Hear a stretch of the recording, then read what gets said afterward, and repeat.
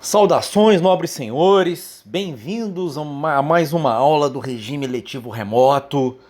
Entramos na última quinzena, depois os senhores entraram de férias, aprovados no sexto período, conhecendo alguma coisa de processo penal.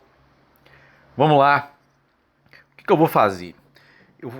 Nessa quinzena, eu vou gravar 3 aulas espaçadas e as 3 serão revisão, certo? Uma revisão para o exame remoto número 4, uma revisão para atividade avaliativa e outra revisão para AII, que são questões diferentes, tá bom? Para não ficar muito pesado, muito denso, eu farei agora a revisão para o exame remoto número 4, vale 10 pontos, os senhores terão tempo de estudar. Os senhores tiraram uma nota não muito legal no primeiro exame remoto, no segundo vocês já foram bem. E espero que vocês saiam bem agora no último, para todo mundo ficar tranquilo, entrar de férias com a sensação de dever cumprido e aprovados no semestre, tá bom? Vamos para a primeira revisão, então? Vamos lá. Eu tô notando algumas questões de processo penal. Aí tem aquelas questões que sempre caem, né? Todo concurseiro acerta. Aquelas pessoas que estão iniciando nos estudos, né, de concurso público, os neófitos, os inexperientes erram, mas quem é concurseiro não erra. Só que tem questão que tem um índice de erro muito grande. Então eu estou me focando nelas. Porque eu sou sacana? Porque eu quero fazer uma prova difícil? Não. Quero preparar vocês. Logo, faço uma revisão, tenho certeza que ninguém vai errar, tá bom? Vamos lá. Primeira pegadinha muito recorrente, inclusive tem súmula, não justifica vocês errarem, mas muita gente erra isso em concurso. O deputado estadual, ele tem foro especial por prerrogativa de função? Você vai dizer, depende. Pela Constituição da República, não. Mas pela Constituição estadual, se ela assim o determinar, o deputado estadual terá foro especial por prerrogativa de função. Até onde eu sei, todas as constituições estaduais dão ao deputado estadual a prerrogativa de foro. Primeira coisa que vocês têm que entender no STF, não. É no STJ? Não. Porque é pela Constituição Estadual, obviamente vai ser no TJ. Tudo bem? Ou seja, no órgão de segundo grau. Lembrando, o deputado estadual não é julgado pelo juiz de primeira instância, o juiz monocrático, ele é julgado pelo segundo grau. Se ele cometer um crime de competência da Justiça Estadual, ele vai para o Tribunal de Justiça. Se ele cometer um crime de competência da Justiça Federal, ele vai para o Tribunal Regional Federal, TRF. E se ele cometer um crime eleitoral, ele vai para o Tribunal Regional Eleitoral, TRE. O problema é, e o júri, Bruno? Nós sabemos que o júri é uma garantia constitucional. A pessoa tem direito de ser julgado pelos seus pares. Isso é cláusula pétrea. Olha só. Normalmente, o cidadão comum, quando comete um crime doloso contra a vida, ele é julgado pelo tribunal do júri, que são 7 jurados. O juiz só preside a sessão. Quem condena ou não são os jurados. O juiz depois pode fixar a pena, pelo critério trifásico de Nelson Gria, matéria já estudada em direito penal. E o deputado estadual, Bruno? Se ele cometer um crime doloso contra a vida, ele vai para o tribunal do júri ou ele vai para o Tribunal de Justiça do Estado que ele é deputado? Ele vai pelo tribunal do júri, ok? Porque o tribunal do júri está na Constituição. E a Constituição da República tem hierarquia superior à Constituição estadual. Já um juiz de direito, um prefeito ou um promotor de justiça, caso cometa um crime doloso contra a vida, ele não vai ser julgado no tribunal do júri. Ele vai ser julgado perante o Tribunal de Justiça, se for um juiz ou um promotor estadual, certo? Se for um juiz ou um promotor ou um procurador federal, ele será julgado no TRF e não no Tribunal do Júri. Por quê? Porque as duas previsões estão na Constituição Federal ou na Constituição da República. E a questão da prerrogativa de foro tem especialidade face ao júri. Repetindo, então, para ficar claro, o deputado estadual que comete um crime doloso contra a vida será julgado no tribunal do júri. Certo? Tranquilo? Pegadinha. Eu quero que vocês estudem também as inter-relações da sentença penal com a sentença civil, principalmente na questão de indenização, da relação jurídico-obrigacional que surge com a prática do crime.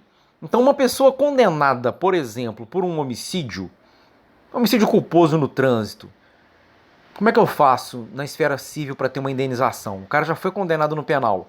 Eu não preciso entrar com processo de conhecimento, porque isso já foi proferido na esfera penal. A sentença penal comunica com o civil. Eu só preciso executar, certo? Aí eu tenho que definir o valor, né? Que você não tem liquidez e coisa e tal.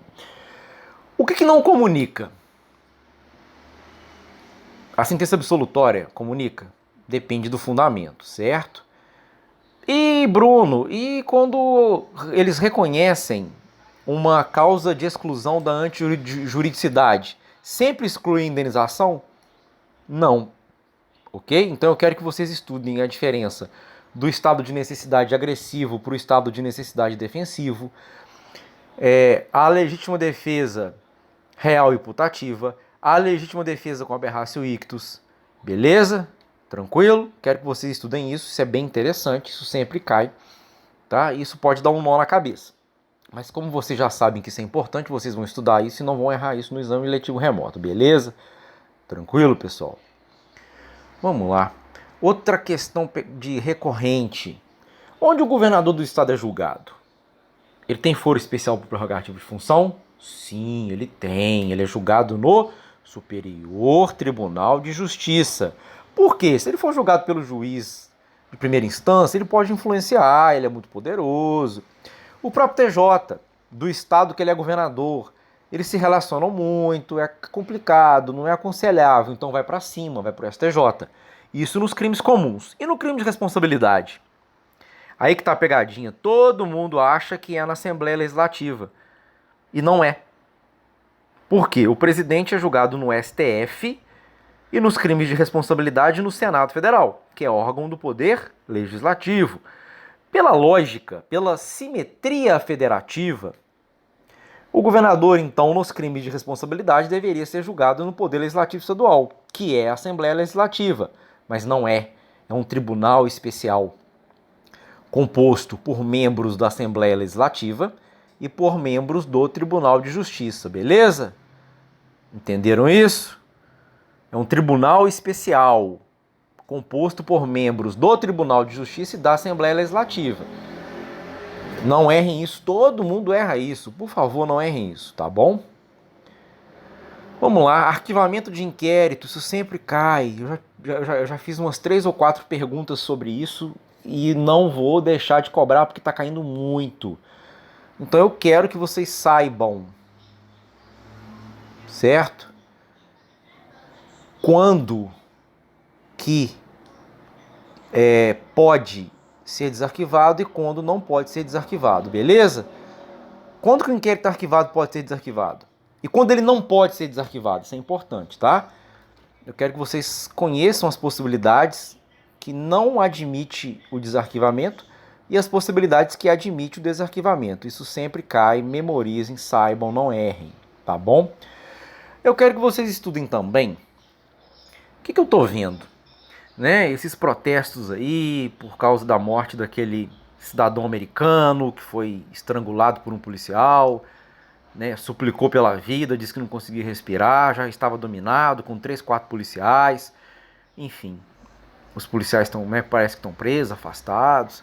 Gerou uma onda de protestos severos, violentos e gerou a discussão sobre racismo no mundo inteiro. O que eu estou vendo? Tem muita questão sobre indígena. E eu comecei, isso não cai muito, não tem caído muito, às vezes cai, mas não cai muito, mas eu acho que a partir de agora vai começar a cair. E o direito dos indígenas e a sua relação com os direitos humanos, e depois isso vai ter reflexo no direito constitucional, vai ter reflexo no processo penal, vai ter reflexo em vários ramos do direito, eu acho interessante começar a estudar isso. Então eu tenho uma questão de competência e direitos de indígenas. Por exemplo, né, direitos de indígena é a Justiça Federal, mas o indígena coletivamente falando. Se o indígena é autor ou vítima de crime, não é Justiça Federal. individualmente falando. Já o genocídio contra populações indígenas será sempre da Justiça Federal, certo? Ah, Bruno, então quer dizer que o crime cometido contra o indígena de uma forma coletiva, Justiça Federal. O crime praticado individualmente por índio, por indígena, é Justiça Comum Estadual. Isso, é isso. Mas tem pegadinhas. O genocídio. Genocídio é coletivo, óbvio. Então é Justiça Federal. Beleza. Mas o genocídio, Bruno, é homicídio, não tem problema. Mas se for contra uma população inteira, o genocídio desloca a competência para a Justiça Federal. Certo? Agora, se for um porte de arma, por exemplo, é um crime individualmente. Agora, se for porte de arma para caça, já é direito cultural dos índios e já desloca para a Polícia Federal. Então, cuidado com essas questões. Cuidado. Eu quero que vocês estudem também o incidente de deslocamento de competência para a Justiça Federal. Isso é possível, tá? Está na Constituição. Isso foi introduzido pela Emenda 45 de 2004. Estudem o incidente de deslocamento de competência para a Polícia Federal. Isso é importante, ok? Bom, feitas essas considerações, encerra essa primeira aula revisão. Bons estudos, ok? Um abraço para vocês.